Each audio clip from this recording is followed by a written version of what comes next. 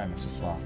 So tonight we're going to go down there. It's going to be you and me, teaching them about everything. The toes, the elbows, the eating, the sleeping, the seeing, just what you do in your life. It's going to be great. Everyone's going to learn so much. What are you doing? What?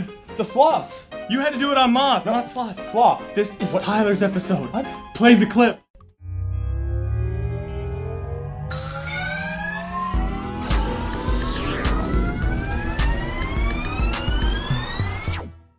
Hey there, Scienteers! My name's Tyler Dillinger, and I want to welcome you to this week's episode of 300 Seconds of Science. Today, I want to talk to you about sloths. You know, 3 toes, order Pilosa, genus Bradypus, as well as 2 toes, order Pilosa, genus Caloepus. Both of these types of sloth were discovered by Linnaeus in 1758. The order of Pilosa evolved around 60 million years ago. About 30 million years ago, this species also included giant sloths that could walk on the ground. The giant sloth could grow up to 6 meters in length, or 18 feet. These megafauna sloths could walk upright and defend themselves well from predators with their sharp spear-like claws. They also had very awkward feet, which often caused them to lose balance.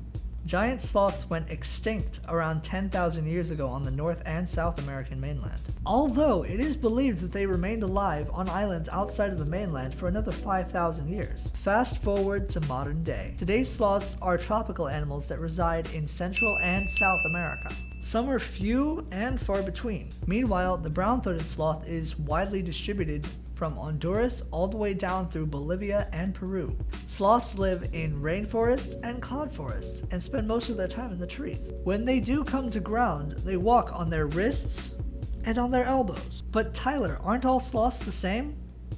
The answer is no, and here's why. It's important to note that all sloths have 3 toes on their feet.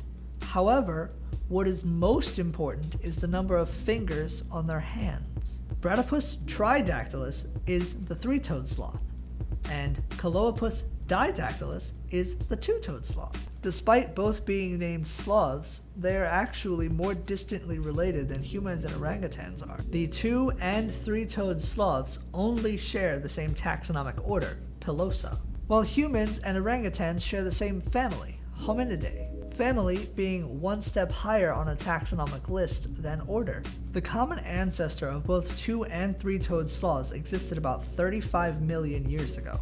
Their similarities are an example of convergent evolution. Convergent evolution is the process where organisms not closely related independently evolve similar traits as a result of having to adapt to similar environments or ecological conditions. 3-toed sloths are typically the size of a large house cat, while a 2-toed sloth is typically twice that size. The black, raccoon-like mask that we see around the eyes of sloths in pop culture is actually exclusive to 3-toed sloths. You won't see that mask on a 2-toed sloth. 2-toed sloths are a primarily nocturnal species.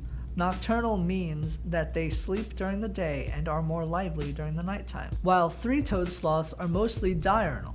Diurnal means that they sleep during the nighttime and are more active during the day, like you and me. Sloths are known to be very slow. I bet you didn't know that their speed, or lack thereof, is a result of their metabolism. Metabolism is the process by which the body breaks down chemicals. They can take up to 8 days to digest a full meal. They also sleep between 12 and 20 hours a day. Due to this, they evolved to accommodate their metabolism by limiting their movement speed to conserve energy. This is because their body doesn't convert energy from food fast enough to make up for deficits caused by excess movement. Their diet consists of plants, rubbery leaves, and fruits, many of which are otherwise indigestible, which also gives them a diet very low in calories to go along with their already low metabolism. And that's all the time we have for this week's episode of 300 Seconds of Science. I'm Tyler Dillinger. Don't forget to subscribe to our channel on YouTube at CTV 300 Seconds of Science. Like us on Facebook, follow us on Twitter, and leave us a heart on Instagram. And, as always, go out, enjoy life, and stay curious.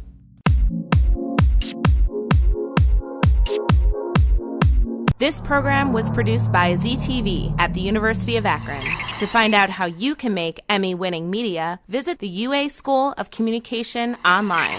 ZTV. Make media. Make a difference.